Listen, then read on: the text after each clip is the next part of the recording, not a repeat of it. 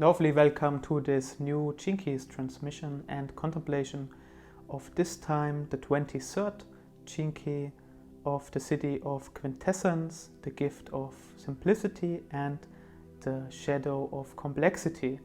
This Jinki is also a Jinki that is very personal to me, what's happened in my life right now, and so this might be a little bit, let's see where this is heading. So as always, I'm reading parts from the Jinkies book and also explaining some personal experiences and checking which kind of belief systems, limiting and negative beliefs, are holding us all the time back to ascend in a gift and in a Siddhi level. So the programming partner of this one is the 43rd Jinki, and I will put there what exactly it is. And the psychology is the throat. That is very symbolic and easy to remember, because like you express something in a complex way or in a simplistic way, and this has a lot to do with like your communication, how you express yourself. That's why it's like in the throat. The codon ring is also here the codon ring of life and death, like we had already in the two other Jinkis before. A very heavy hitter Jinki with like the 3rd Jinki, the 20, the 23, 24, 27 and the 42 Jinki.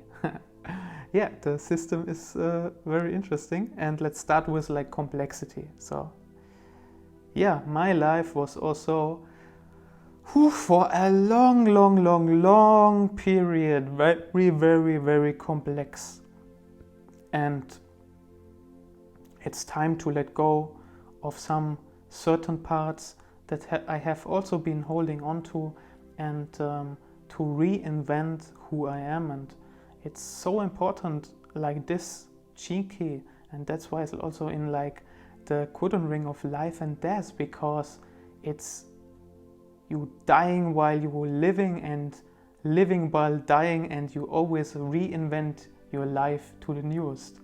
Directly jumping to the Siddhi here, unbelievable. Yeah. So what's written in the book? It's written about the shadow complexity splitting the world apart. The philosopher Ludwig Wittgenstein once said, "You cannot think something unless you cannot talk about, unless you..." Excuse me, we start over again. The philosopher Ludwig Wittgenstein once said, "You cannot think something unless you can talk about it." What he was suggesting is that thinking and language appear to be inseparable.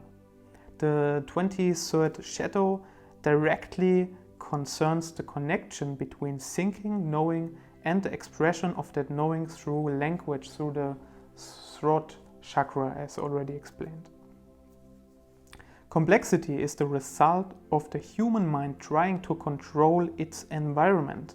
The more humans try to use their minds to create a feeling of security in the world, the more complicated and unsafe the world becomes. That is so important.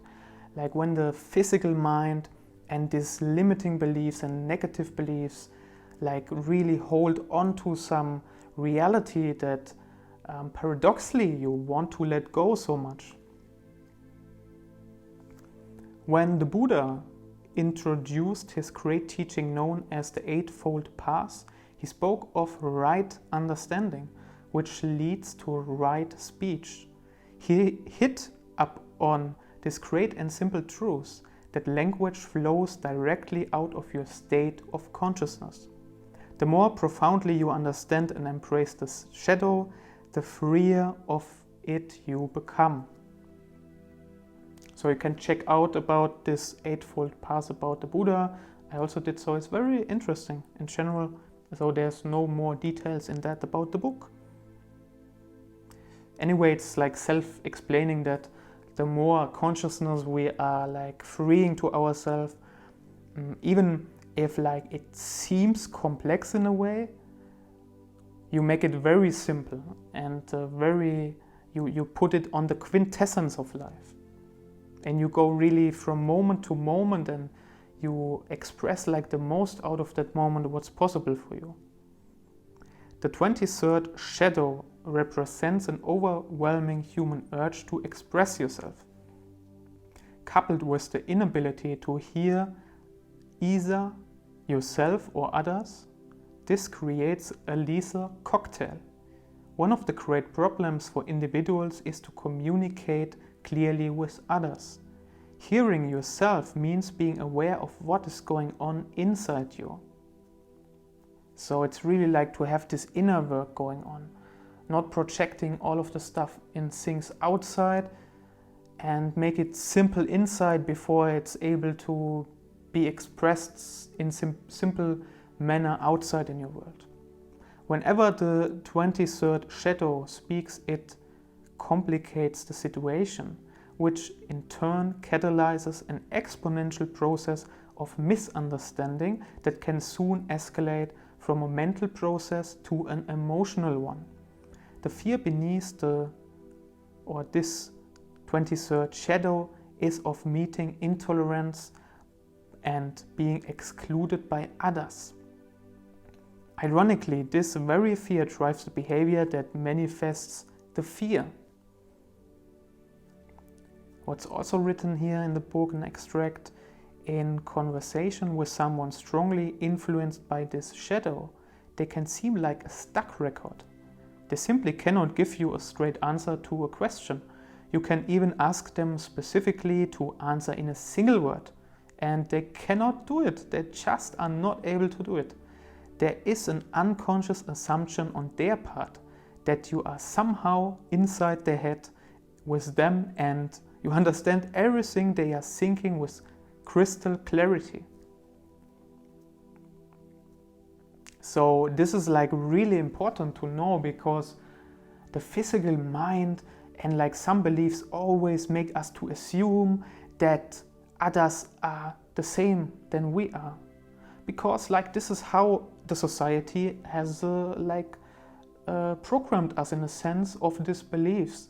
We went into like in the school and also earlier in the kindergarten, and everything was similar and same for the same like child. So like we assume that now it has to be exactly the same, like, and because what I'm thinking in my head, it has to be also true and the same for the person I'm communicating with, in a sense. The gift of communication does not lie in the speaker's linguistic skills, but somewhere much subtler, in the speaker's heart. If even the subtlest trace of fear drives your speech, then that speech can never be fully imbibed by the listener. However, when someone speaks or writes from their heart, you will understand the gist of what they are saying regardless of how they say it. So it's really about letting go of a kind of perfection that you think you should prevent doing some mistakes also, to really let go of some of these beliefs, because in essence, all the moment, every moment that what we are doing, it's perfect what we are doing, because it's what we do, and why shouldn't it be perfect? An example is like from the words of Christ. They are very pure in their pure simplicity, but the hundreds of schisms caused by their many different interpretations have transformed the original simplicity into something incredible, complicated and ultimately ugly. The moment someone speaks out of a frequency of fear or anger, even the most beautiful sounding words can become dangerous and divisive. It is easy to see from this shadow why the ancient Chinese referred to the 23rd hexagram of the I Ching using the phrase splitting apart. It's like splitting from unity, like we had the unity, the second Chinky last time, splitting from this unity, splitting apart and being divided, and only see like the single splits and not able to see the whole picture. Like you just see like a very, very narrow-minded view, and you are fearful about this, and that's why you stay on this very narrow-minded view. It is absolutely true that the frequency of this shadow does cause human beings to distrust each other, driving us further and further apart and creating more and more complexity and fragmentation, as I already told in a sense just now. And it's really time to bring about the gift of right understanding into the placement of the understanding that everything what you do all the time is the best, the most efficient, and the loveliest part, or the part you love the most, and to not overthink things.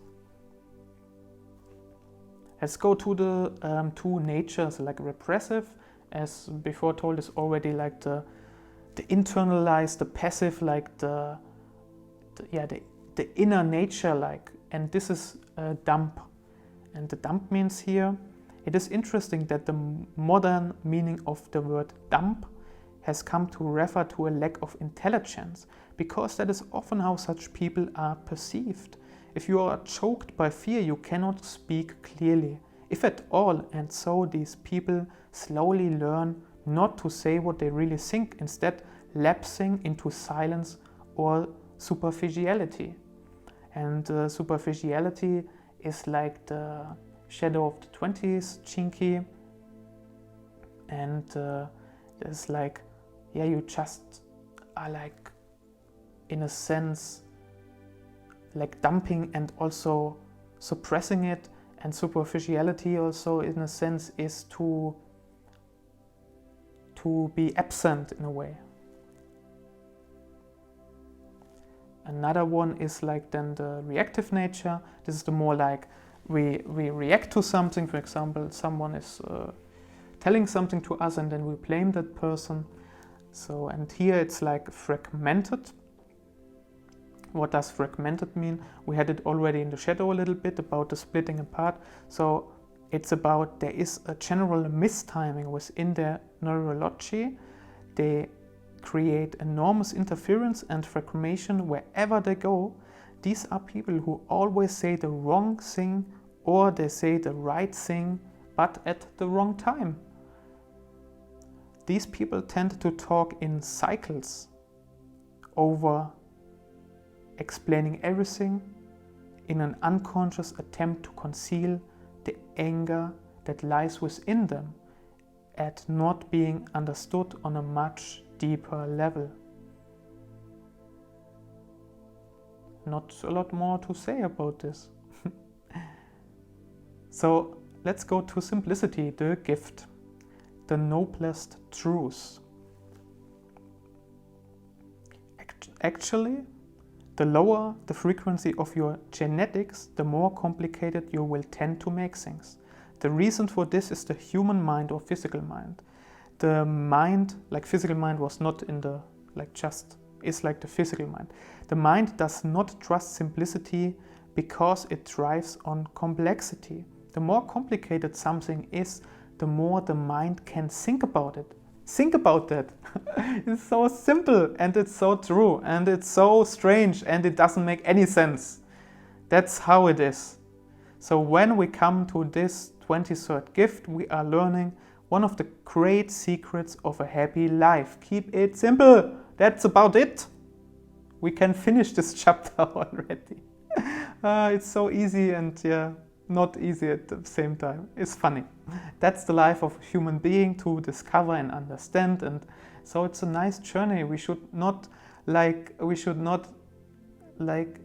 blame and like to try to put someone in a certain direction. It's just neutral, to have it to observe it from a neutral spot, and that's the time when you go out of the shadows. Because you find it even funny, you observe it and look at it and think like, oh, that's so true, why didn't I see this before? So it's also written here, people exhibiting the gift of simplicity waste nothing in life. Their living areas usually reflect their thinking with plenty of open space and room to breathe.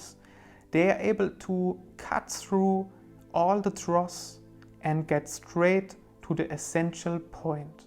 Simplicity is a state of being, an attitude towards life, and as such, it cannot really be taught. It takes a great sensitivity to be this simple. It is more of a knack, an aura, even a love. So it really has to be experienced, and you have to understand and learn it, and learn and remember it by life and the things happen to you in life. And especially to see that the more you complex make things, the more complexity you attract, and that gives you like the negative stress, that gives burnout, what is so like popular today, and like depressions. We really like suppress all of those things and make it so complex. And at the same time, this can be seen in a neutral space as a really big potential to grow into a very nice neutral and in a simplistic way. What's also written in the book, a good metaphor for simplicity is flying an airplane through and then above the cloud. In the clouds, the mind finds only complexity, and it goes around in cycles trying to find the way out. In these lower frequency clouds, you pick up static all the time. At higher levels of frequency, your mind sees further and more clearly. At the level beyond the clouds, the world mind is left below, and you begin to move more into silence. This 23rd gift and its programming partner, the 43rd gift of insight, are deeply connected to the acoustic field of sound. These two gifts are about clear hearing and clear translation of that hearing. On an inner level, clear hearing really refers to knowing.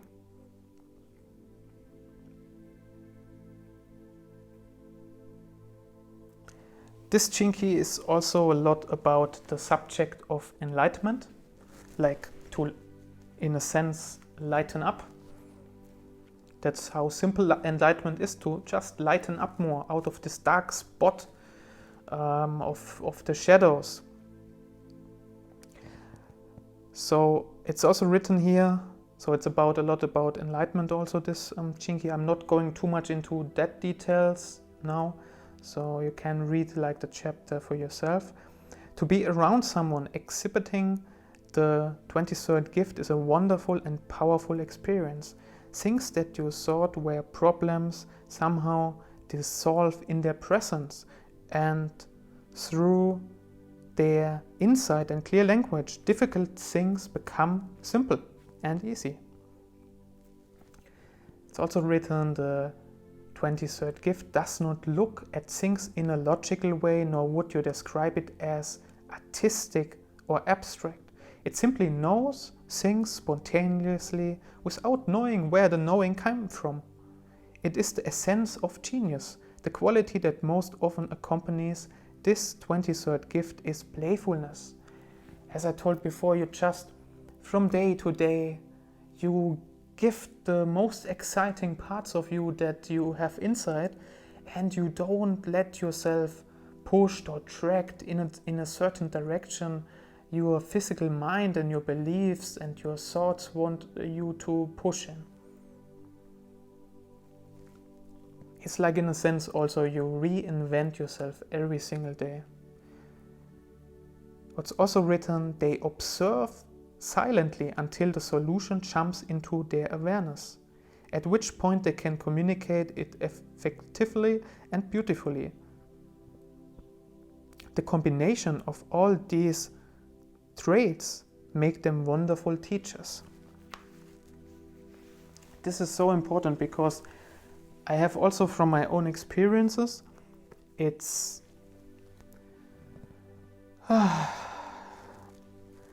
like really, I did so a long time in my life, everything over complex.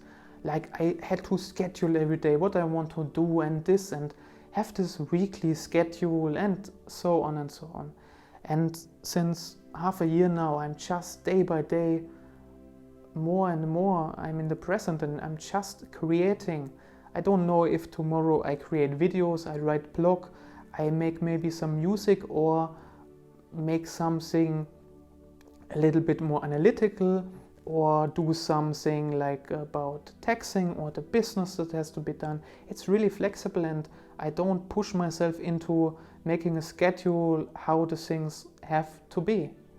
And so since that time, like, everything flows passionately and synchronicities occur, and so yeah, and that gives like the space for new decisions probably to be made about life in general, how you want to continue in life also with certain friends and with like people around in your life, and you really reinvent and think about this a lot. And also you have to, at some point, you have to make clear decisions. It's so important, because otherwise, like, it's always the physical mind always in the head and ask like, how can you make this decision? Like, maybe you don't make a decision, you know, and then you always have you go into the complexity again, and that's not what life in a sense is about. Let's go to the Siddhi, Quintessence, the Buddha fever. Yeah. The 23rd Siddhi has an alchemical flavor to it. At a metaphorical level, this refers to the ability to extract gold from base metal, the goal of all alchemy. Therefore, people of this Siddhi are able to touch the gold hidden within other human beings. They can transmit the power of the awakened state through a word or a look or a gesture. This is the Midas touch. Every person has a unique key that opens them to higher stages of consciousness, and the people of this Siddhi hold all the keys. They do not necessarily know that they hold all the keys. They simply respond spontaneously to each person, and in doing so, they touch the core of that person. A very compassionate approach. Like Buddha, the teachings of Buddha is also about compassion, so it's really to be in the state of pure compassion. And I'm so excited about this, because this will be also my first book about, in the essence, how to come in this kind of stages to be in this stage. This will be very nice. I'm really looking forward. So it's also written here, anyone in a Siddhic state undergoes a process of alchemical transformation. In the earlier stages of the Siddhic state, your physiology undergoes a deep genetic transmutation. This change is caused primarily by the fallout from the splitting apart of your thoughts. The entire body often undergoes a period of profound physical sensation, sometimes experienced as pleasure and sometimes as pain, while the continuity of your thinking is destroyed. Oh yeah. Oh yeah, it is. Once the dust has settled, what remains is the quintessence, consciousness itself speaking or acting through the shell of the personality. This is the true explanation of the secrets hinted at by alchemy, that the physical body itself contains the seed of the Siddhic consciousness. Like, everything inside is outside. Like, we have like the seeds. Oh, maybe make some noise now. The seeds are inside of the Siddhi state. And about the physical transformation, I really I have to shortly go into this, because when I came across like my first spiritual and teacher and mentor and guide, in a sense, that helped me to guide myself toward myself and don't tell some opinion and some stuff on me, I had some really great revelations, epiphanies, and in a sense also a first enlightenment, a very big.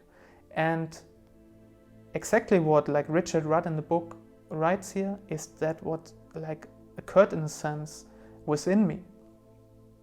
And the last 3 years I did really like refinement work, because when you are in this state you have to make a clear decision. You can go back to your previous state and be in fear, or you higher your consciousness level and you ascend the previous level far, far, depending on what you find out and what kind of enlightenment it is, because it's an enlightening up, and there can be certain lightnings up. So there is not one enlightenment, there can be like, there are a lot of enlightenments in a sense. So there has to be made a clear decision. So whenever you now remember that you have been in a state like this, and remember back what you decided then. Did you decide to really make this clear, enhanced, more clarity consciousness? Or did some negative and limiting beliefs tell you, this is a bit like strange what's happening, so like let's calm a bit down and let's go back to your normal life, it's just some coincidence and nothing happened actually. Really like feel into that from your heart level. It's so important.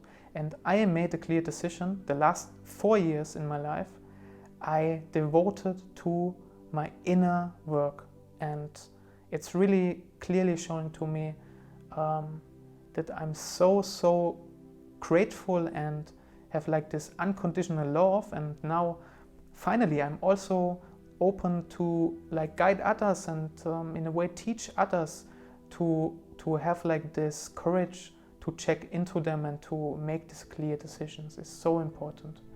So that sums it up for today. Thank you so much for watching this time, the contemplation of the 23rd Jinki. In 5 to 6 days there will be the next video, and also you can check the old videos, should pop up here from the playlist. In about some months, in about a year, there will be all 64 Jinkis, and that will be a great next kind of part of commitment for me. And also thumbs up when you like this content, and also give the channel a subscribe and share it with friends and people that have to know like this knowledge and this kind of transmission. And thank you again, and see you next time. Unconditional love and gratitude, Dominic. Bye bye.